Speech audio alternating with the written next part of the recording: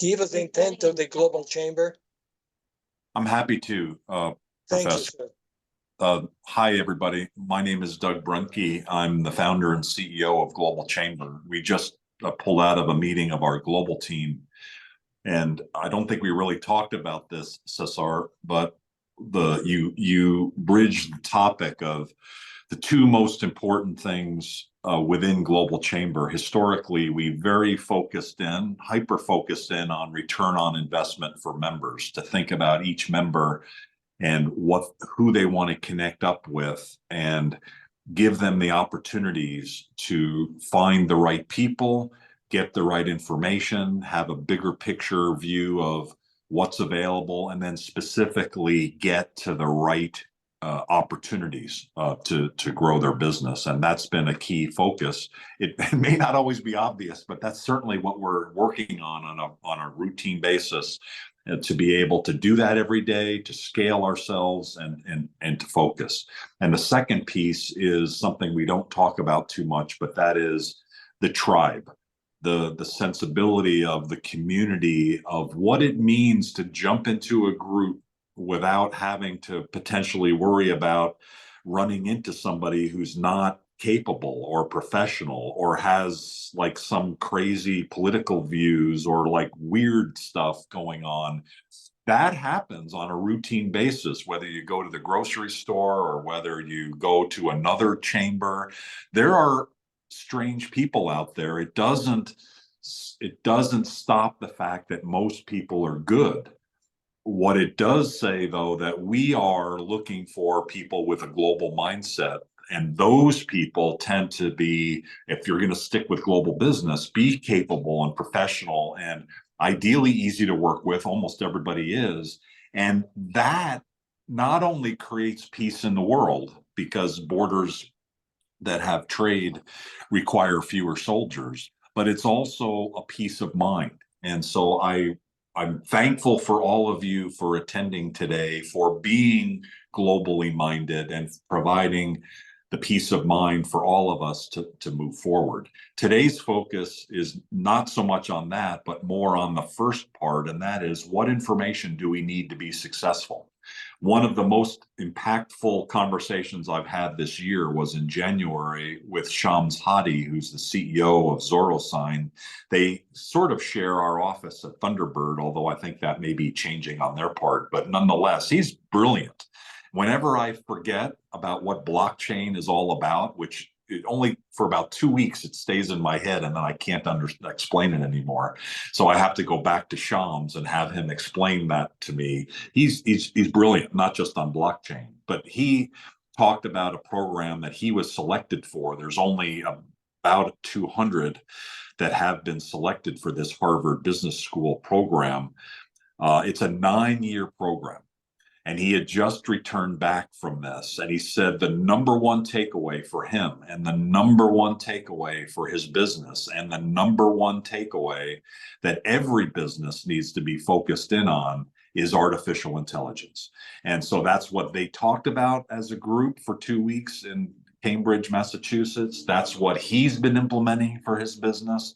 It's the most important thing that you can do for your business. And so that's kind of why we talk about it a lot. We have a monthly program where we talk about artificial intelligence. And in addition to that, Professor Roberto Ancis, who, like me, is a chemical engineer from a few years ago, he's a pretty smart guy. And in fact, he's way smarter than me. And he is right on top of a lot of different initiatives. And so he, as part of Global Chamber Los Angeles Advisory Board, and as the co-leader of the event program committee for the Global Chamber Los Angeles, he said, we've got to do some programming on some key topics, and artificial intelligence is one. So he's pulled this program together with experts like Fabrizia and others around the world, Patrizia, sorry, from Italy and from South Africa. And eventually I'm going to figure out the name of that town. In fact, while you're talking today, I'm going to look at that town on a map. I'm going to process it in my head and fully digest it.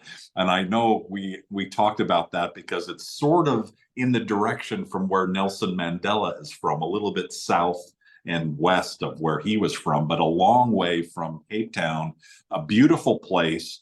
And here she is, an amazing leader and professional who has become an expert on artificial intelligence. So, Professor, thank you for finding all these extraordinary leaders, for allowing all of us to learn from them and learn from you. So, without further ado, Professor Roberto Ancis, full respect. Thank you so much for bringing us together today.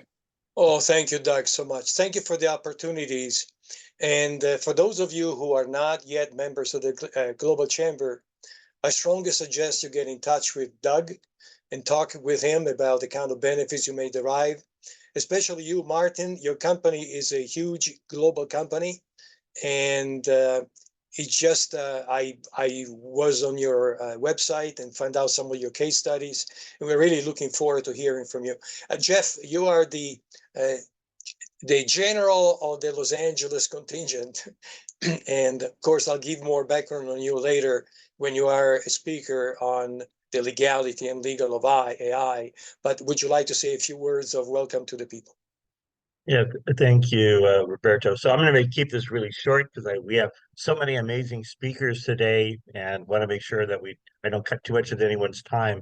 So first, I just want to sort of echo and acknowledge that Roberto and Susie's leadership on our programs event committee for our regional area has been outstanding, and this is just one of many stellar programs with a lot more to come, including more in-person events. So I would just urge everybody to get involved. We have many different active committees for ways for people to be engaged. We also have our advisory board, which is quite large and very active. So I just encourage everyone, join our region. We have lots to do, lots more to come, and we are quickly establishing ourselves as sort of, frankly, the necessary go-to place to be a member. And our membership is so simple and so accessible and literally puts you anywhere in the world today. And I'll just share that when I was asked to speak on this program today. Of course, I had another program. I was just a participant, but I was involved with the organizing of it on the EU Act and its impact on international business. So AI is a super hot topic. It's very timely. It's everywhere. However, at the same time with programs, there's not enough you can pick up and hear because it's really trying to get the future in your head now so that you're ready for today and tomorrow. And with that, thank you again, Professor Ancis, for organizing today and doing such a great, amazing job. Thank you. Oh, thank you so much again, Jeffrey, for all your support. So I'm going to be opening up. The first speaker today is going to be Elliot Miller. He is truly an engineer in machine learning. And we had a great conversation 2 days ago, and we started doing physics, visions, and the world and whatnot. And what was really fascinating to me when I spoke with him is that everybody has a thought about what AI is and what AI can do, and most of the time that is incorrect. And the limitation of AI, but really what the future could be. And so I was fast. So I decided that Elliot, he said, what should I talk about? Because he worked for about 8.5 years at Black Sky in AI as a data scientist and machine learning engineer. So we're talking about, he is a guru in the field of machine science and AI. And so I said, the thing that would be fascinating is, why don't you talk about what really AI can do and what sometimes needs to be done to be able to adjust it. So to far ado, a data scientist with a background in physics, using mathematics, programming, and machine learning to help people make better decisions involving business and policy. I present to you Mr. Miller. Elliot, you're on, and you can open up your PowerPoint, I believe. And when we get to 10 minutes, if you see me turning red, is because you're exceeding the 10 minutes in the timeline. Okay, Roger that. I might not be able to see the chat, so you might have to like verbally tell me to stop. All right, so this is actually something I could talk about this for an hour, but I'll try to give you just the important parts. So this talk is going to be about distinguishing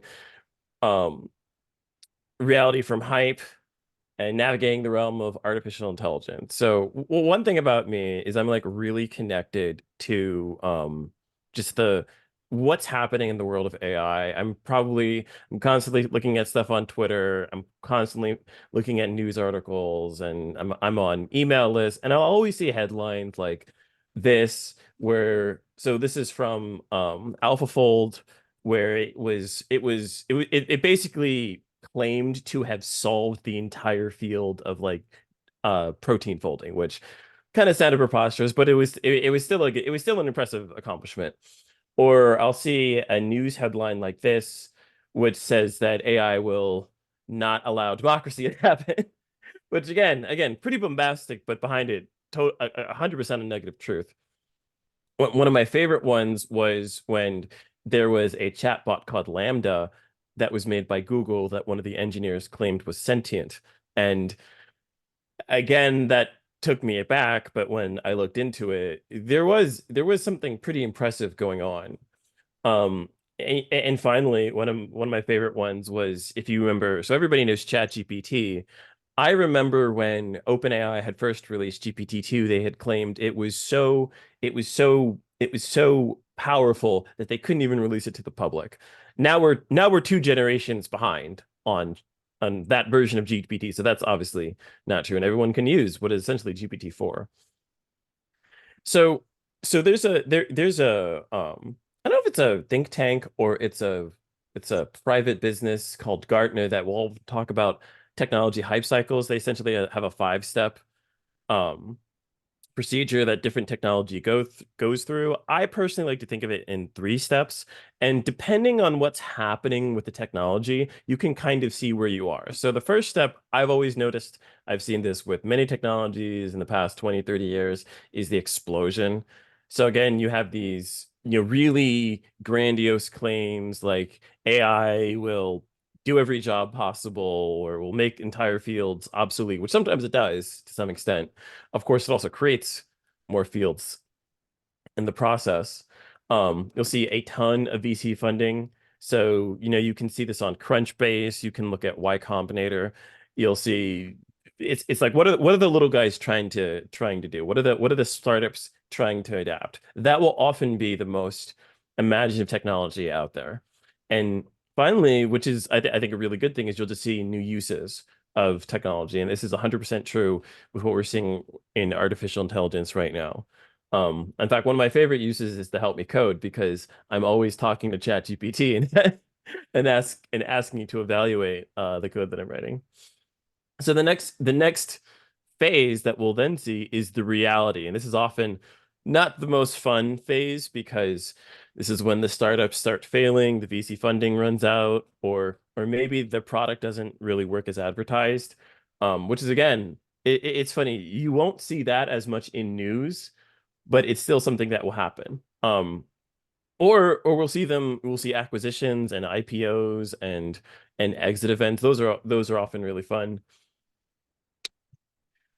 Yeah. So that's the final thing. When startups finally get their product, mature, and they just start being used by the greater public, that's how you kind of know, well, okay, things are a little bit more real now. So the final phase is I call it the productivity phase. Gartner, I think they call it like the zone of enlightenment. And that's when you start seeing Microsoft or IBM or like big companies actually deliver products that are useful, and they're engaging in big contracts with customers. They're engaging with customers that don't have a lot to lose and are going to be a lot more accountable to the product. We'll see products that have been around for a while. Maybe many more people are using them. And finally, we'll see almost everybody start to adopt it. One of my favorite things is, when I see like AWS say, they deliver a new service and it's being used by 100 different institutes or governments or corporations, that's when you really know that whatever is being used there is probably something real. So, how do you see through this hype? I kind of have my own system. As an engineer, I always remind myself to be curious. Under every new technology product, and this is especially true in the field of artificial intelligence, there's going to be some kind of underlying technology. And the nice part is that there are more than enough people that are going to want to explain this technology for you. So, we've been hearing a ton of news about LLMs and advanced chatbots, ChatGPT, GPT-4, Gemini, Grok, Lambda. And oh, is it done? No, you're fine. You're doing absolutely great. I was wondering if you were going to mention Claude 3. No, I haven't heard about that one. Yeah, from Anthropic is just supposed to be twice as fast as Google Gemini. Oh my God. See, I mean, there's always there's always something new.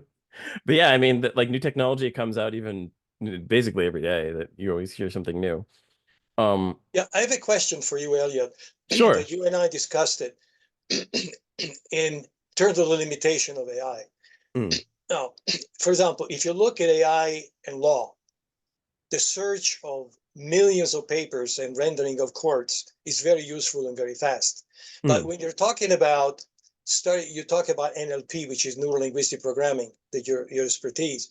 When you start talking about predictability of human behavior, which is different from country to country, country to country.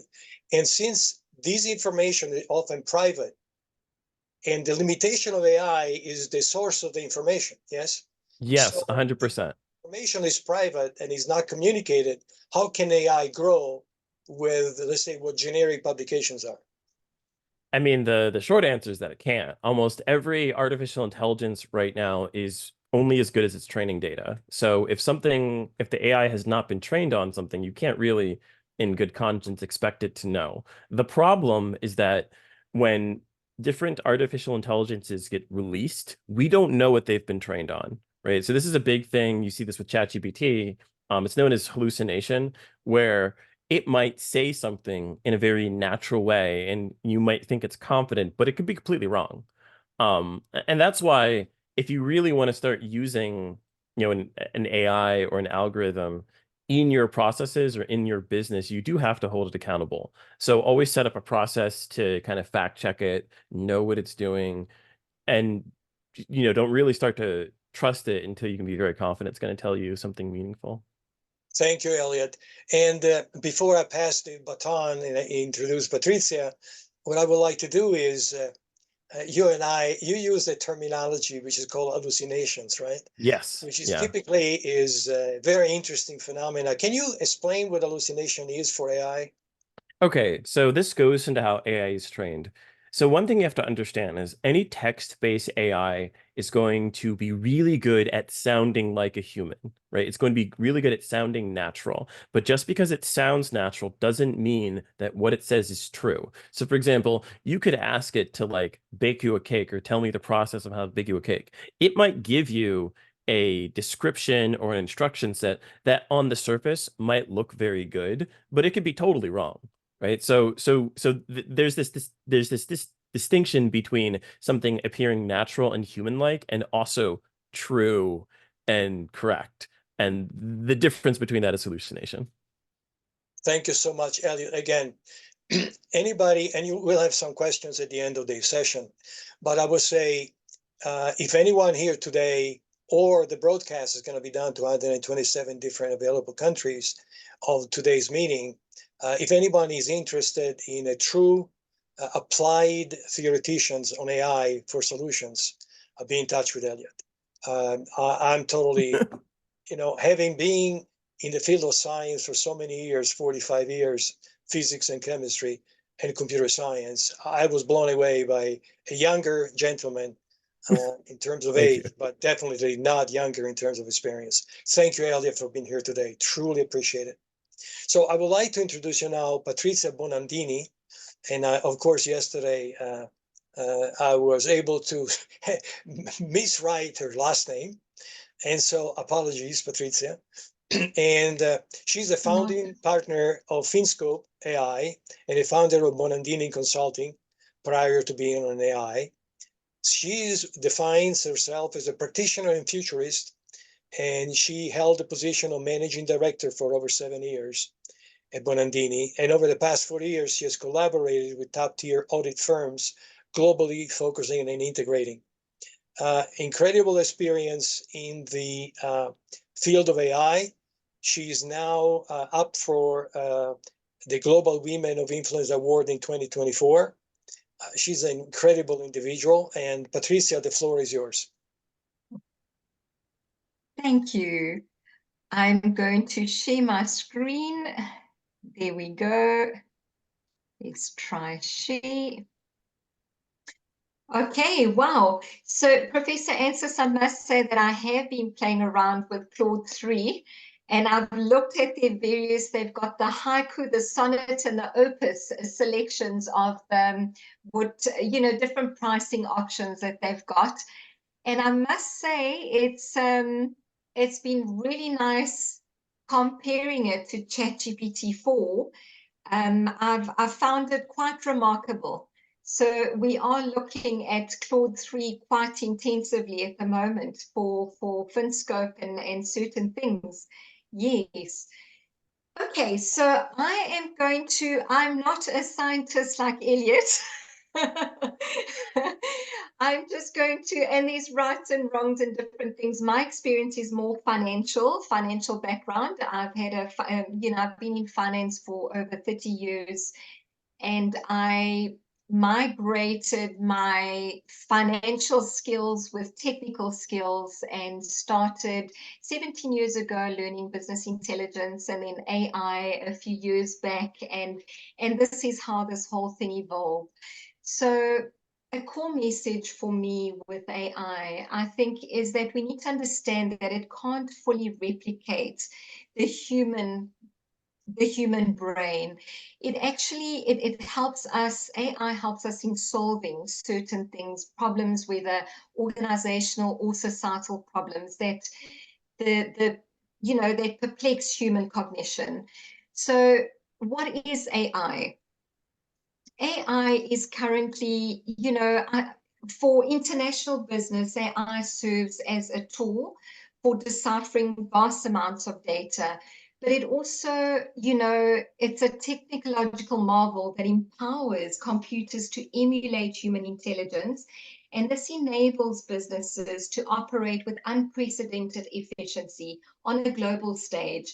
So AI revolutionizes every part of any department in any business, across any facet of business, and it automates the mundane tasks that would take anyone else, and in my field it would have taken days to run reports to provide to clients.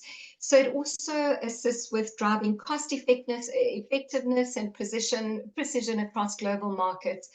For me, it's not just merely a tool, it's truly a catalyst to make sure that we can evolve on a global stage.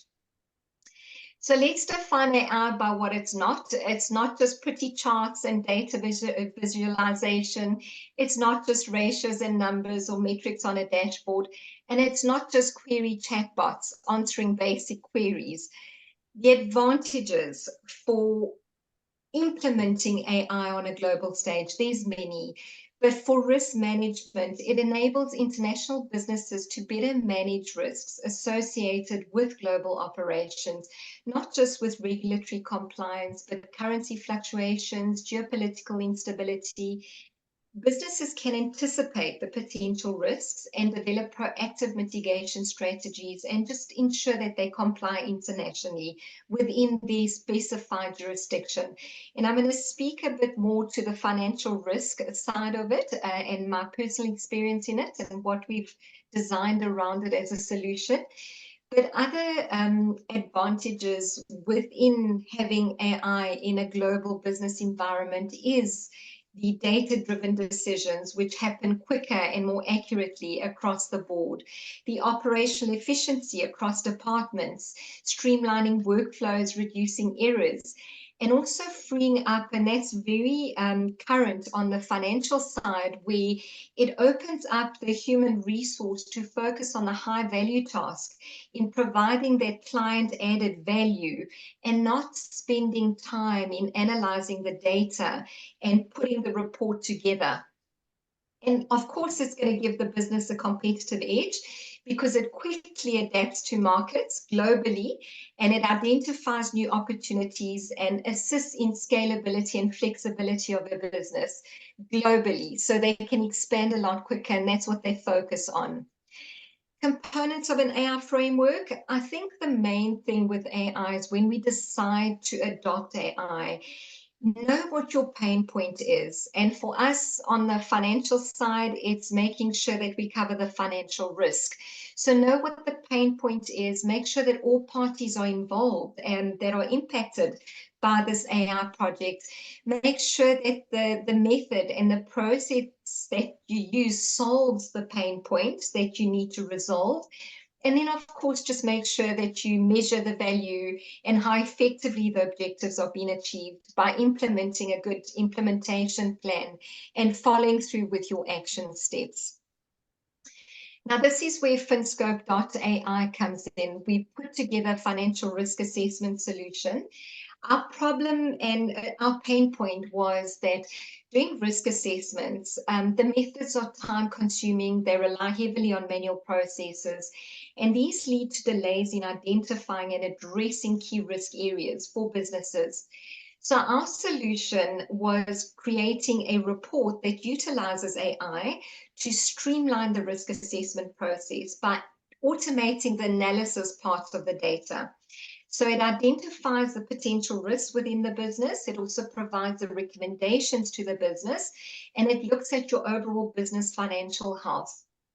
So the impact of this tool for businesses, it can be any business across the board, but the impact of this is that it empowers the business owners to understand and evaluate quickly what their risks are within their business, whether it's for financial decisions or partnership collaborations, doesn't matter what it is.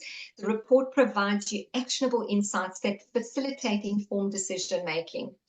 And the case study I've got here is one that I'm, currently working through at the moment. It's a global audit firm. And what we've done is we've integrated AI into the risk management and compliance strategies. So it helps them navigate through those complexities of international markets, and it enhances the ability to effectively mitigate those risks. So saying that, our report does it by analyzing the business and the financial health, and it gives you auto-generated personalized narratives and action steps for your business. And it makes sure that it encompasses all of risk management by recognizing your risk, predicting future dynamics, and monitoring and highlighting potential issues in future. AI affects all industries. I have not heard of one it hasn't affected yet. So it's across the globe, across all industries. Do we need to be an AI expert to solve organizational or societal problems? No, it's false. Because yes, as much as the expertise in AI can be beneficial, the solving of these challenges and issues requires interdisciplinary collaboration with experts in those fields. Do we need to know all the terminology associated with producing an AI solution? Again, no, we don't. It is beneficial and helpful, of course, but it's not necessary if we understand the fundamental concepts and be able to collaborate with the experts in those fields. There's no doubt you deploy a successful AI, product. Challenges of implementing AI is that, one of the challenges is that when people don't understand how AI makes the decision, they tend to not trust it. So for me and all the discussions I've had in my demos with audit practices and various businesses, whether they're in mergers and acquisitions or financial, it doesn't matter. The proposed measure is that we include all personnel in the development process, so that and we don't give them all the technical aspects of it. They don't need to understand the coding. They just need to be able to collaborate with everybody and provide the ideas and insights of how it could best work for their business. So I think it's not necessary for anybody to have, yes, you need those that code, but you also need the collaborators and the experts in the field to get that product to maturity. So just be transparent, and you earn that trust from the users if you just use simple language that they can understand. I have a question, Patricia. Yes. Patricia, I have a question because this is so interesting. In the world of business, different countries, different cultures have within risk, the risk avoiders and the risk takers. Now, how do you set up the baseline for the AI to be able to make a decision? Because each company will have different level of acceptable risk. So what we've specifically to financial risk, Professor Ancis, we've had to prompt the AI and the prompt engineering that we had to put together, because it works very much with financial ratios and financial formulas. We've had to be very specific at what we asked and prompt the AI with giving it the questions for us to be able to provide the correct set of information that can be used globally. So it's been a very specific project for specific platform on the financial risk side. I'm not sure if that answers the query, but had to streamline it specifically to what we needed. So clarity of instruction to AI is really fundamental to the outcome. Absolutely, that is mandatory. The good old, remember the good old garbage in, garbage out? It's that I've had ChatGPT becoming lazy. It's unbelievable. I don't know if you've seen it while using it, but there was a stage where it actually picked up the routines of what people were using. So it was lazy on weekends, or it was lazy at certain times, and it didn't provide you the responses that you needed. So definitely mandatory that you clarify what it is that it needs to provide an analysis on. Yes. Well, that's fantastic. I really, truly appreciate what you presented today in terms of thought process and everything else is totally amazing, Patricia. And I don't mean to interrupt it, but I want to go ahead with Sarah. And by the way, anyone in the audience that has questions for Patricia, put them in the chat and I'll verbalize it. But Patricia and Elliot, do we have your permission to provide your email address to people that have questions directly for you? Yes, I had prepared it with pleasure. Please do. Thank you. Awesome. Because I didn't want to, in the field of academia, where I taught for 45 years MBAs, before you give a telephone number, you got to fill out 5 forms of disclosures. It's true. So thank you, Patricia. Thank you. Sarah, Thank you so much.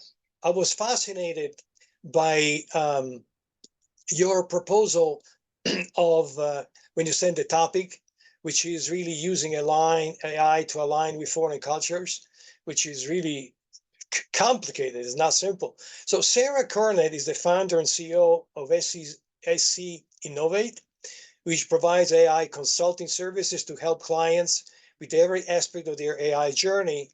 Sarah has 10-year plus experience in data and technology with expertise in delivering AI software. She provides AI strategic workshop to develop customized AI strategies. She's totally passionate about it. And she's a perfect individual to talk about this very complicated issue. I remember that Jeffrey, when I was talking about quantifying different cultural responses around the world, Jeffrey said correctly, as a professor, but even in each culture, you have subcultures of subcultures. So it is not an easy topic. And Sarah, the floor is yours. Thank you, Professor, for bringing me on board to present this topic. When I was originally thinking about a topic about how AI could be useful for international businesses, I leaned on this subject that I have a vast amount of experience with, and that's leveraging personalized experiences using artificial intelligence in order to better align with foreign cultures. Here's a brief agenda of what I'll be covering. Again, I always like to start these presentations off with the basics of AI, just so that we're all on the same page. I'll showcase some other international business AI use cases and dive deeper into personalized marketing with AI. A quick background on myself, I won't go into too much detail. I will call out I do have a bachelor's degree in international business, and my master's is in economics, where I specialize in international economics. And while I am located in Charlotte, North Carolina, I'm definitely very very global mindset. So let's talk about AI.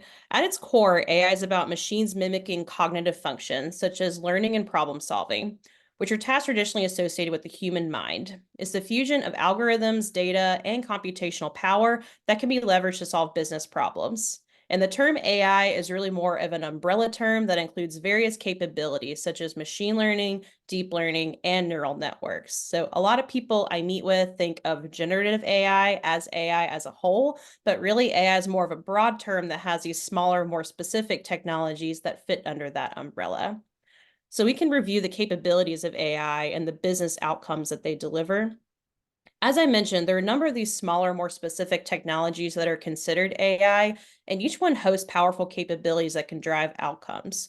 Things like machine learning has the ability to take in all that amazing data that you have and create personalized customer experiences or recommend products to your customers. Natural language processing, I think, has provided the most insight for businesses on how to leverage AI with things like automated content generation and enhanced customer experience with chatbots. Now, I won't go into too much detail in each one of these, but just want to give you an idea of the breadth of all the powerful technology and capabilities that live within the AI ecosystem. And while each one of these capabilities are extremely powerful on their own, when you start to combine these technologies together is really where you're able to fully transform your business into an innovation leader. Now, if we take a look at the AI marketplace, we'll see many industries have been taking advantage of these capabilities for a number of years now. For example, it can be used in self-driving cars to navigate roads, and virtual assistants like Siri or Alexa to understand and respond to voice commands, or recommendation systems like Netflix or Amazon to suggest which movies or products based on your preferences or previous choices. And we're a very exciting time in the AI space right now. We're starting to explore what's possible with this evolving technology and how your business can take advantage. So no matter what industry you're in, if your company is big or small, there's an AI use case out there for you. Now, the impact of AI is really being felt on a global scale. Across the globe, AI investment is on the rise. By 2021, AI market revenue surpassed over $62 billion. And companies are not just investing, they're witnessing robust returns. According to McKinsey, AI could potentially deliver an additional economic output of around $13 trillion by 2030. This would boost global GDP by about 1.2% a year, which is a massive amount to be moving the needle in terms of GDP. That's an incredible impact felt on a global scale. And for international businesses, the opportunities are insurmountable. As you can see, this is just an example of the types of use cases international businesses can take advantage of. Unfortunately, we don't have time to go into each one of these today, but I really want to focus on the first use case with personalized marketing. It's something I have great personal experience with, and it's something I believe could be really beneficial for international businesses. So many of you may have experience with personalized marketing before. So traditional marketing typically lumps customers into segments where customers may have similar demographics and behaviors, and then all those customers in one segment receive the same treatment. So everyone in segment one will get the same email, for example.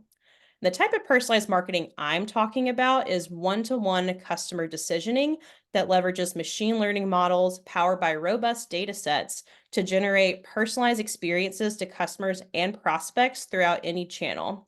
So you're really creating one single source for all your customer communications. And here's how this works with AI. On the left side, you start with the data. So with any AI solution, having good data is the key to having the best output from your AI models. It's like the gasoline that fuels your Ferrari engine. So you first want to incorporate your customer data. So what products or services did they have with your business, including all the historical records that you have about your customer interaction data, or things like the last time they logged in, the last time they visited your website, and any other interaction data across your channels of communication. So you can pull all that information in real time so you know exactly what your customers are doing in a specific moment in time. Wow. Customer preference data. Do they prefer to receive communications through email, text, or phone call? Do they prefer a specific style of communication, so more formal or casual? What is their native language? So are they speaking Spanish or French? Is there a specific accent or dialect that they prefer? Also, customer sentiment information. So natural language processing in a chatbot, for example, can tell us if this is a happy engagement with the customer or not. So really understanding your customer sentiment in that moment in time. And using identity resolution, we're able to stitch all this information together about your customers and create a 360-degree view of your customer to give us a holistic view of your customer data to feed into our models.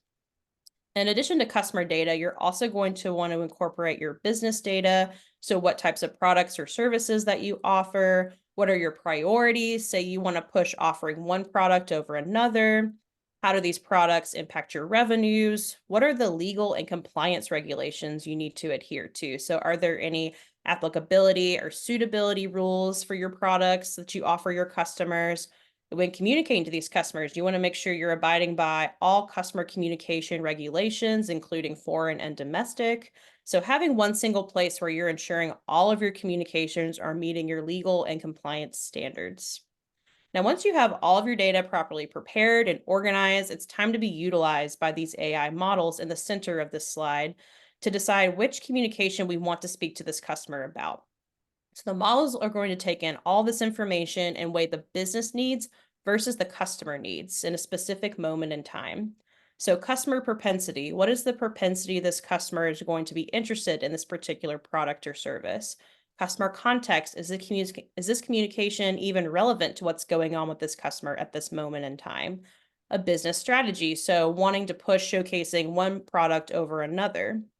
Business value, what is the value of showing one offer over another? And this can be related to services as well. So what this is doing is narrowing down out of a possible thousands of options of what we could communicate to this customer about to one specific moment in time. This is the absolute best option. So now the AI model has decided the best possible communication to speak to this customer about in this moment in time. And now we're able to deliver completely personalized experiences. And these can be things like next best actions or next best offers. What is the specific channel this customer prefers? So making sure we're meeting that customer at the best place for engagement. Timing, what is the best time we should speak to this customer, maybe depending on their time zone or a time that they're most likely to engage with us. What is the message? You can get very specific with this. With international business, you can speak to customer A in Japanese, customer B in Spanish. If the customer prefers a casual tone of voice or more professional, if there's a specific dialect that they prefer, you can completely customize this based on your customer preferences. And the outcomes you're able to generate here, you're able to increase your revenues by more effectively cross-selling your products. You're ensuring the messages you send to these customers are most appropriate and valuable, leading to increased customer engagement. You can save costs by ensuring your communications are relevant and can scale to support your global audiences. Wow. You're able to improve customer satisfaction and understand your customer insights with things like voice of customer from reporting. This And with is, AI Sarah, models, let me okay, interrupt for a second. This is sure. absolutely awesome. I mean, Great. you brought a totally new dimension to the point that let me actually make an offer. I'm also happen to be the co-chair of the marketing committee for the Global Chamber. I really like to, not to interrupt you because we have Martin to come up and Jeff, but this is so fascinating. I'd really like to invite you to be at least once part of the marketing committee to give an insight on what it is. You'll have a lot more time. Yeah, Because what you're proposing here is definitely relevant to the Global Chamber, both absolutely. in Los Angeles and everything else. So Sarah, I want to thank you for the presentation. I'm absolutely, I don't get blown away too easily, having been professor for 45 years, but I will say this is very impressive, totally Awesome. impressive. Thank And you so thank you. much. Oh, thank you, thank you, thank you. The time now is for me to introduce to all of you to Martin Nguyen from Vietnam in this particular moment. He's a pre-sale software engineer at Aimsoft, where he leverages his diverse background and expertise to design cutting-edge AI solutions that benefit community globally. Martin holds a bachelor's degree from SUNY Plattsburgh with a double major in management information systems and information technology. And Martin, give us an insight. You have about 8 to 10 minutes in terms of what you do at Aimsoft. Okay, so thank you so much, Professor Ancis, for introducing me to this opportunity, and I can have the opportunity to talk to everyone and to see and discuss to how AI being used to benefit like the international business. So let me share my screen. Okay. Okay, can you see my screen? Absolutely. Okay, so my topic today is the use of AI application in international business and how it can empower the business with the cutting edge AI for big performance. So a little bit about my company, Avic.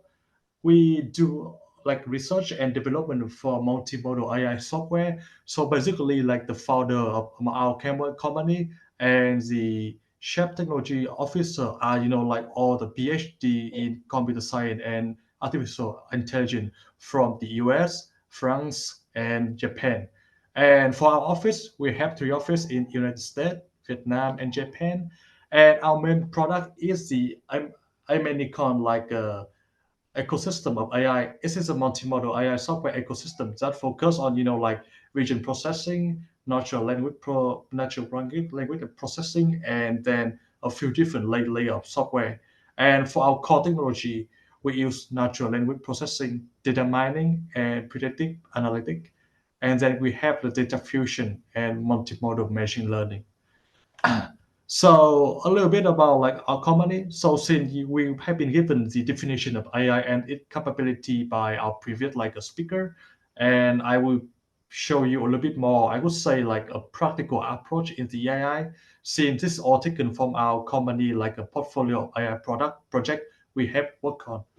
So the first one, like we have prop, is the analytic like a predictive platform. It's mostly used for the artificial in market intelligence. So the first thing, when you input the data into the system, analytic we automatically like detect like the usable data and try to recognize as best as can its data structure. And after it get all the usable data like organized, it will start to pre-process the data by like trying to clean the data and then normalize the data for maximum effect when you're trying to put it under a machine learning algorithm.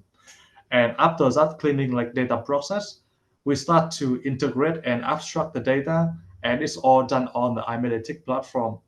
And the last stage, the for analytic platform is that it will apply the advanced predictive analytics that will be also implemented on the analytic platform.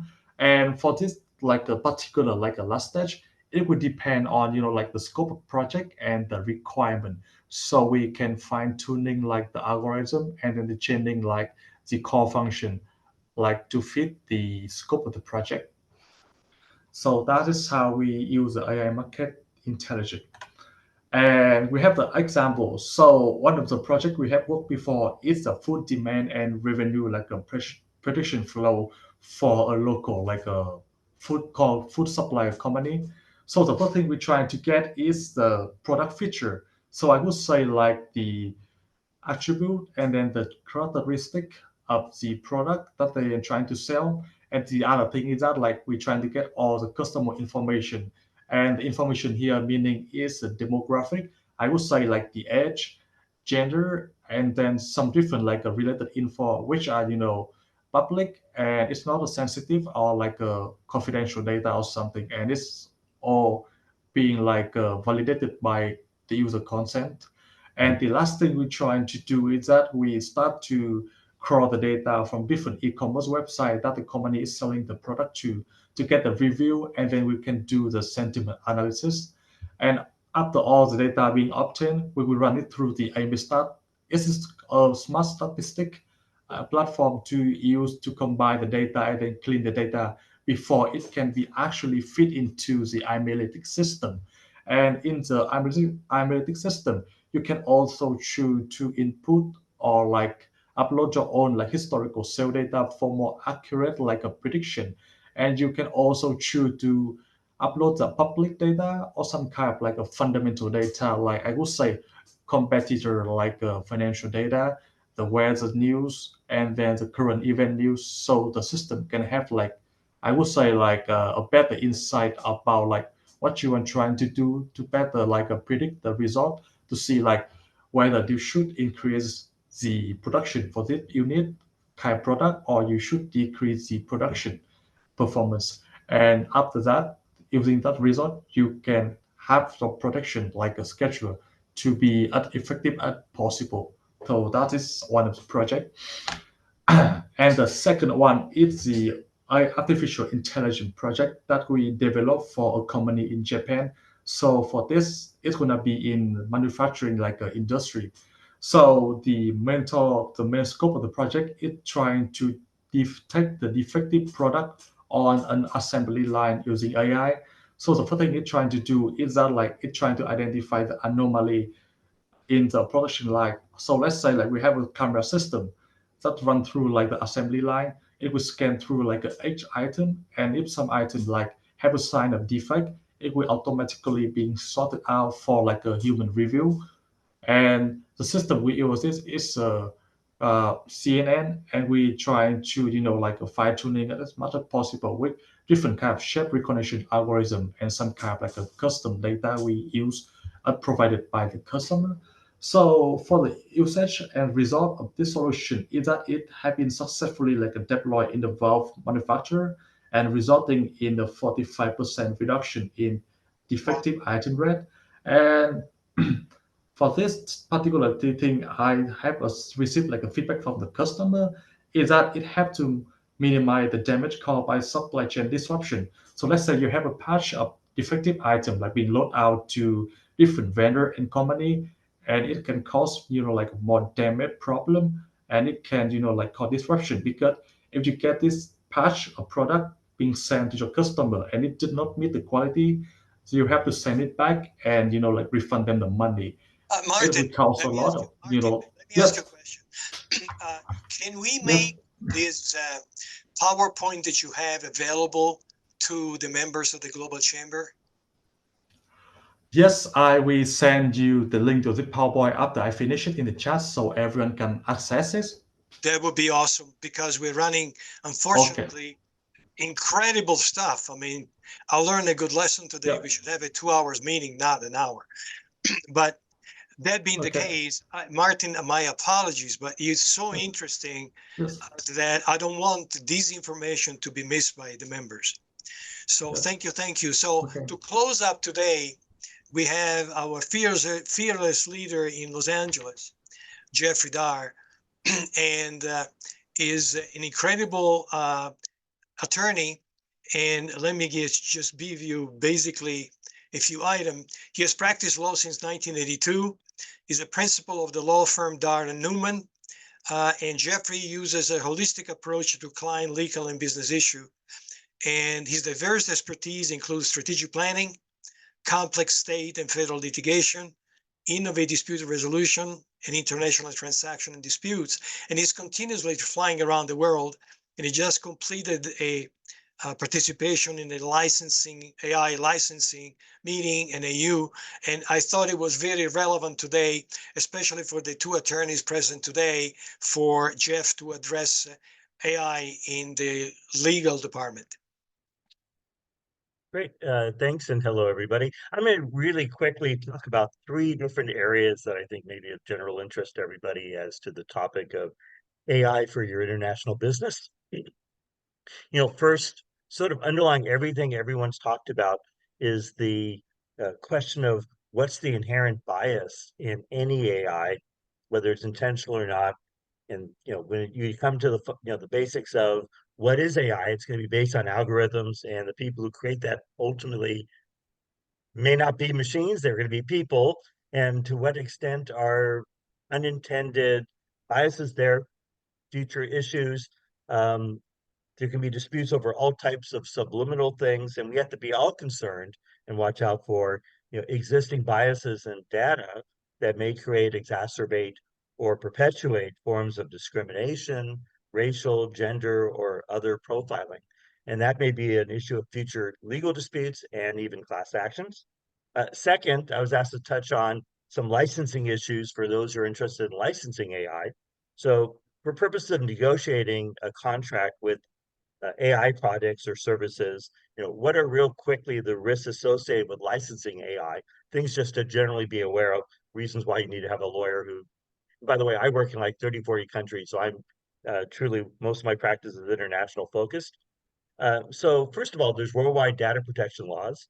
They usually rely on obtaining users' consent to provide data or personal information, and they vary based on country. In the United States, based on state, California has a much different invasion of privacy statute than other states. So this comes up even just domestically as to which state law, what terms of use, and whether terms of use will even protect you if they're not where the consumer you have is. So you need to be aware of those issues. And how do you make sure you get consent and be in compliance with all these different data protection laws? Is just an issue for everyone to be aware of when they're licensing AI.